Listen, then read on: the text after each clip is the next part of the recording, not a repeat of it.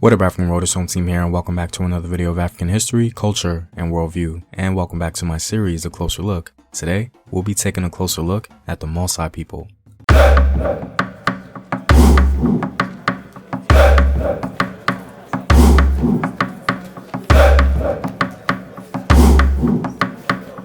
By supporting this channel on Patreon, you're helping in the creation of these videos and supporting this content. If you'd like access to full courses and sources, or you simply want to show your support, you may do so by clicking the Patreon link in the description box below. The Mossi are one of the largest ethnic groups in Burkina Faso, numbering over 6 million people, and they're composed of a number of different peoples, including the Garunsi, Lobi, and Bobo, who mainly speak the More Dagbani language of the Atlantic branch of the Niger-Congo phylum. The majority of the Mossi live primarily in the central part of Burkina Faso, where they make up 50% of the population, and also live in Benin, Cote d'Ivoire, Ghana, Mali, and Togo.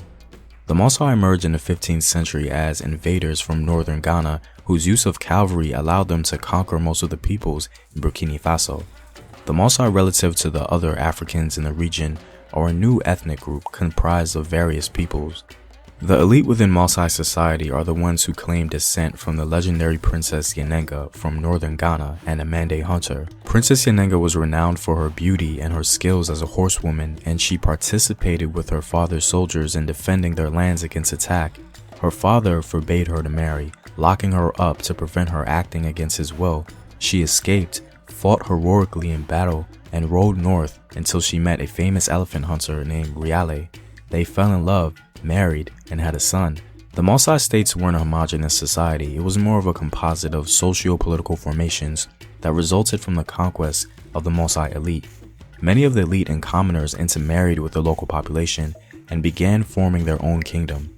This process was continued over centuries, creating a new acculturated Mossi society. Strictly speaking, the Mossi people were simply the holders of political power in the various Mossi kingdoms. The elite within Mossi society were the ones claiming descent from Yanenga.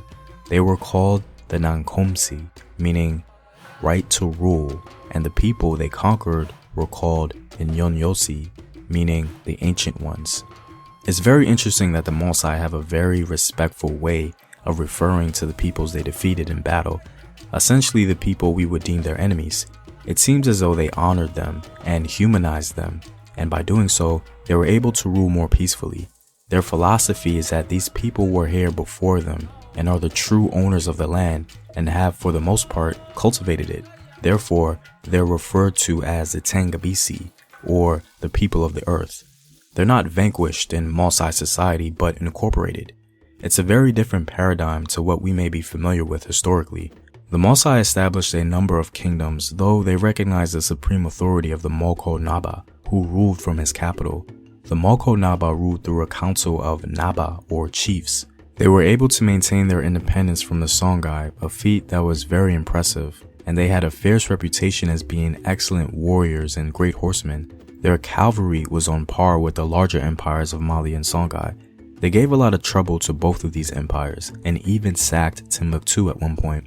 The Mossi's opposition to the larger African states of Mali and Songhai had a very strong religious component to it, as the Mossi refused to convert to Islam. They practiced a traditional African religion which they held very dear. This drove them in their resistance and gave them much success. In fact, they were among the first to not only refuse Islam, but be successful at it. Interestingly enough, after the fall of the Songhai Empire after the Moroccan invasion, the Moroccans could not at all control Mossi territory and had to withdraw back into Timbuktu.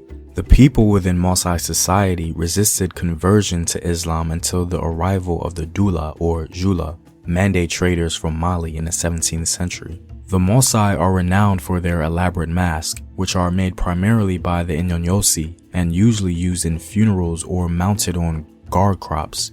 Mossi masks are not usually worn, but are passed down from one generation to another. There are three main types of masks, including animal and human forms, representing ancestors or clan totems. In some regions, women and children are forbidden from ceremonies where masks are brought out to be viewed. Mande traders introduced the art of cotton and silk weaving in the 17th century, and the Mossi have become expert weavers.